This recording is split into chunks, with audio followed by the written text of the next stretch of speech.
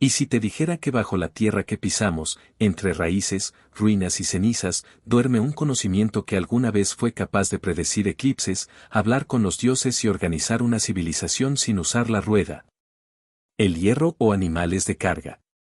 Esa historia está más cerca de lo que crees. En el corazón de Mesoamérica, ocultos entre selvas espesas, se encuentran los restos de una de las culturas más sofisticadas de la historia humana, los mayas. Pero lo interesante no es lo que dejaron, sino lo que sigue vivo. Imagina que puedes caminar entre las piedras del Mirador o Tikal. Que puedes leer los glifos tallados como si fueran periódicos milenarios. Que ves a un sacerdote ofrendar su propia sangre en lo alto de un templo, no como un acto de barbarie, sino como un sacrificio para mantener el universo en equilibrio. Porque para los mayas, todo estaba conectado, el cielo, la tierra, los hombres y los dioses. Pero para entender todo esto, debemos ir al principio. ¿Cómo comenzaron? Hace más de 3000 años, mucho antes de que alguien levantara una sola piedra de Tikal o Palenque, grupos de cazadores-recolectores comenzaron a establecerse en lo que hoy conocemos como el sur de México, Guatemala, Belice y partes de Honduras y El Salvador. No eran imperios, ni tribus organizadas como tal. Eran comunidades pequeñas, móviles, que vivían del entorno. Pero algo cambió para siempre, el descubrimiento del maíz. No fue un hallazgo inmediato. El maíz que conocemos hoy fue el resultado de siglos de domesticación a partir de una planta silvestre llamada teocintle. Esta transformación no fue solo agrícola, fue espiritual. El maíz no era simplemente alimento, era vida, era divinidad. Los mayas no decían nacemos, decían nos hacemos de maíz. De esta planta sagrada nació su sociedad. El maíz permitió asentamientos estables, almacenamientos, excedentes, y con ellos surgieron nuevas formas de organización. Las primeras aldeas estaban compuestas por chozas de palma alineadas, con espacios comunes y estructuras para los primeros rituales. Lo sagrado y lo cotidiano comenzaron a entrelazarse. Con el tiempo, estos poblados evolucionaron en verdaderos centros urbanos. Uno de los primeros fue Nacbe, hacia el año 1000 a.C., en el corazón del Petén guatemalteco. Pero la ciudad que cambiaría el curso de la historia fue el Mirador. Una metrópolis milenaria que, incluso hoy, desafía nuestra comprensión, decenas de kilómetros de caminos elevados, zacbés, plazas ceremoniales y pirámides gigantescas como la Danta, una de las más voluminosas del mundo antiguo. Todo construido sin animales de carga, sin ruedas, sin herramientas de metal. Solo con piedra, madera, voluntad y conocimiento. Pero lo más impresionante no era lo que construían, sino cómo pensaban. Su forma de entender el mundo no era lineal ni fragmentada. Era una red de relaciones entre el cielo, la tierra y el inframundo. Para ellos, todo tenía un ciclo. Nada comenzaba ni terminaba realmente, solo se transformaba. Esta visión cíclica impregnaba cada aspecto de su vida, desde la siembra del maíz hasta el ascenso de los reyes. A diferencia de otras civilizaciones que centralizaban el poder, los mayas se organizaron como una red de ciudades-estado independientes. Ciudades como Tikal, Calakmul, Copán o Yaxchilán tenían sus propias dinastías, sus dioses tutelares, su arquitectura particular. Pero estaban unidas por una cosmovisión común. No eran reinos aislados, sino nodos de una misma red cultural. Intercambiaban bienes, símbolos y saberes. Y sí, también entraban en conflicto, la guerra era tan ritual como política. Cada ciudad tenía su propio calendario, pero todos estaban basados en una misma comprensión profunda del tiempo. Y no uno, sino varios calendarios funcionaban a la vez. El Jaab, el calendario solar de 365 días. El Tzolk'in, de 260 días, usado en ceremonias religiosas y predicciones espirituales. Y, quizás el más fascinante de todos, el calendario de la cuenta larga, una cronología que medía el paso del tiempo en eras cósmicas, llamadas Baktunes. Un Baktun duraba 144.000 días, es decir, más de 394 años. Para los mayas, cada fecha era más que una posición en el calendario, era una puerta espiritual. Un día podía estar cargado de energía benéfica, otro, ser un mal augurio. Nada se hacía sin consultar a los sacerdotes calendáricos. Los nacimientos, las bodas, las batallas, la coronación de un rey, todo tenía su día correcto. Hacerlo en el momento equivocado era tentar al caos. Y en el centro de toda esta visión estaba el Baka-chan, el árbol sagrado que unía los tres niveles del universo, el inframundo, el mundo de los vivos y el cielo. A menudo representado como una ceiba, con sus raíces profundas, su tronco firme y su copa extendida hacia los astros. Este árbol no era simbólico solamente, era la columna vertebral del universo. Lo que pasaba en la tierra tenía eco en los cielos, y viceversa. Todo estaba conectado. Así era el inicio del mundo maya. No con guerras o imperios, sino con maíz, estrellas y tiempo sagrado. Una civilización que nació de la tierra y se elevó hacia el cosmos. ¿Te has preguntado qué hay después de la muerte? Para los mayas, esa pregunta no era un misterio abstracto, sino una verdad narrada, vivida y ritualizada. La muerte no era un final, sino una transición. Un paso necesario dentro de un ciclo eterno que unía a los vivos, los muertos y los dioses. Ese viaje post-mortem tenía un nombre, Xibalbá. Xibalbá, el inframundo, no era el equivalente al infierno cristiano. No era un lugar de castigo eterno, sino un espacio de prueba y transformación. Era un mundo subterráneo regido por los señores de la muerte, deidades oscuras y poderosas, como Hun-Kame y Bukub-Kame, quienes gobernaban un reino lleno de trampas, desafíos y engaños. Entrar en Xibalbá era como adentrarse en lo desconocido, pero con un propósito: purificar, transformar y, finalmente, renacer. Los mitos mayas describen este inframundo como un lugar con ríos de sangre, casas llenas de cuchillos, oscuridad absoluta y habitaciones que desorientaban a los viajeros. Pero también era un espacio donde el alma enfrentaba su destino con astucia y valentía. El relato más famoso que ilustra esto es el del Popol Vuh, el libro sagrado de los mayas quiché. En él se cuenta la historia de Hunahpu e Izbalanque, los héroes gemelos que descendieron a Xibalbá para enfrentar a los señores de la muerte. A través de pruebas imposibles y estrategias ingeniosas, los gemelos vencen a las fuerzas oscuras. Pero lo más simbólico es que, tras su victoria, no vuelven como simples humanos, se transforman, uno en el sol, el otro en la luna. Este relato no es solo un mito épico, es una enseñanza espiritual. Nos dice que solo enfrentando la oscuridad más profunda, se puede alcanzar la luz más alta. Cada uno de estos mitos era un mapa del alma humana, un reflejo de las pruebas interiores que todos debían atravesar en la vida y en la muerte. La dualidad, tan presente en la cosmovisión maya, se expresa claramente aquí: luz y oscuridad, vida y muerte, ascenso y descenso. Todo está conectado. Y es que para los mayas, los dioses no vivían en un plano lejano o inaccesible. No estaban escondidos tras las nubes o confinados a templos. Eran parte activa del mundo. Estaban en el viento, en la lluvia, en los brotes del maíz y en las enfermedades. Estaban en los sueños, en los presagios, en el vuelo de las aves y en el movimiento de los astros. Entre los más importantes estaba Itzamna, el gran creador, señor del cielo y patrono del conocimiento. A él se le atribuía la invención de la escritura y el calendario. También estaba Chaak, el dios de la lluvia, sin el cual las cosechas no florecían y cuya presencia era invocada con danzas y sacrificios durante la sequía. Nueve Chel, por su parte, era la diosa del parto, la medicina y la luna. Protectora de las mujeres, pero también relacionada con la destrucción y los ciclos naturales de renovación.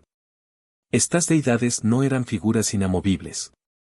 Cambiaban de forma, se combinaban, tenían múltiples manifestaciones según el tiempo, el lugar y la necesidad espiritual. La realidad era fluida, como lo era su mitología. Pero mantener ese equilibrio entre el mundo humano y el mundo divino exigía algo: sacrificio. No como una imposición sangrienta, sino como un acto de reciprocidad.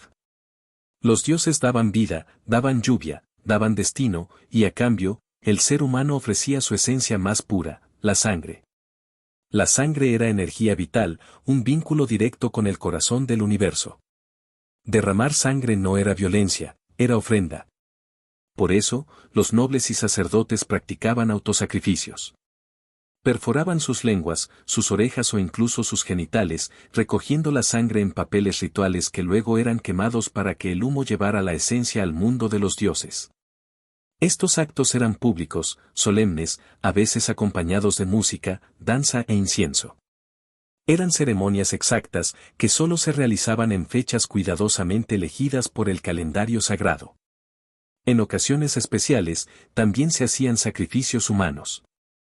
Pero no se elegía a cualquiera, las víctimas eran muchas veces cautivos de guerra, seleccionados por su fuerza o linaje, y su muerte no era vista como un castigo, sino como una elevación, un destino sagrado. ¿Y dónde ocurría todo esto? En lugares construidos específicamente para ese fin, los templos pirámide. Estas estructuras no eran simples edificios, eran representaciones físicas del cosmos. Cada nivel de una pirámide simbolizaba un plano de existencia. Subir sus escalones no era solo un ascenso físico, era un camino espiritual hacia lo alto, hacia los dioses. En la cima, se encontraba el santuario, el punto más cercano entre el mundo de los hombres y el cielo. Allí, en lo alto, los sacerdotes realizaban los rituales, con trajes de plumas, máscaras de jade y tambores resonando como el trueno. El tiempo era leído en los cielos y registrado en estelas de piedra. Todo debía estar perfectamente alineado, la posición de Venus, la fase lunar, el número sagrado del día. No era fe ciega, era un conocimiento estructurado, una ciencia espiritual. Así entendían los mayas el alma, el destino y la conexión con lo divino. Para ellos, lo invisible era tan real como lo tangible, y vivir significaba estar en constante diálogo con lo eterno. Las ciudades mayas eran auténticas obras de ingeniería, calzadas elevadas, sistemas de captación de agua, palacios, observatorios, plazas ceremoniales. Todo tenía una función simbólica y práctica. No construían para impresionar, sino para ordenar el mundo. La sociedad estaba perfectamente jerarquizada. En la cima, el Kau-Ul-Ahab, el Señor Divino, con funciones políticas, religiosas y astronómicas. Su poder era ritual. Era el encargado de alinear lo humano con lo divino. Luego venía la nobleza, sacerdotes, astrónomos, artistas, guerreros. Pero el corazón del mundo maya era su pueblo. Campesinos que trabajaban la tierra, que sembraban maíz, frijol, chile, cacao. Su técnica de milpa, rotativa y sostenible, sigue vigente. Las mujeres mantenían los altares familiares, encendían el fuego ritual, transmitían la lengua y la cosmovisión. Eran el eje de la continuidad cultural. Los artesanos producían cerámica, textiles, esculturas y códices pintados. Muchos de estos objetos tenían un uso ritual, pero también práctico. La estética maya era funcional. Y también lúdica, jugaban al poc-tapoc, el juego de pelota sagrado, que simbolizaba la lucha entre la luz y la oscuridad. Y cuando enfermaban, no llamaban a un médico, sino a un ajmen. Un curandero que sabía de plantas, masajes, temazcales y rezos. La medicina maya era integral, cuerpo, mente, espíritu y comunidad. Con el paso del tiempo, entre el siglo IX y X, muchas ciudades fueron abandonadas. No por una causa única, sino por una tormenta perfecta, sequías, guerras, sobreexplotación de recursos, crisis de legitimidad. El mundo maya clásico colapsó, pero los mayas no desaparecieron. Sobrevivieron. Migraron. Resistieron. Adaptaron su fe, su lengua, su organización. A pesar de la colonización, los códices quemados y los templos saqueados, muchos aspectos de su cultura siguen vivos. Hoy, millones de personas en México, Guatemala, Belice y Honduras hablan lenguas mayas.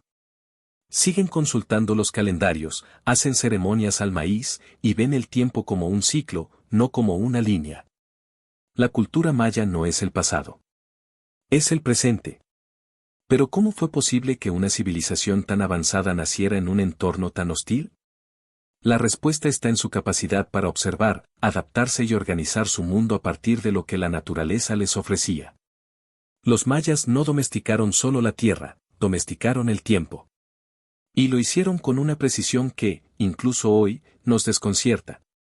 ¿Sabías que los mayas tenían registros astronómicos que predicen eclipses con siglos de anticipación? O que algunas de sus construcciones están perfectamente alineadas con los solsticios, los equinoccios y los movimientos de Venus, su planeta sagrado. Su observatorio en Uxmal, por ejemplo, no tiene nada que envidiarle a los observatorios modernos.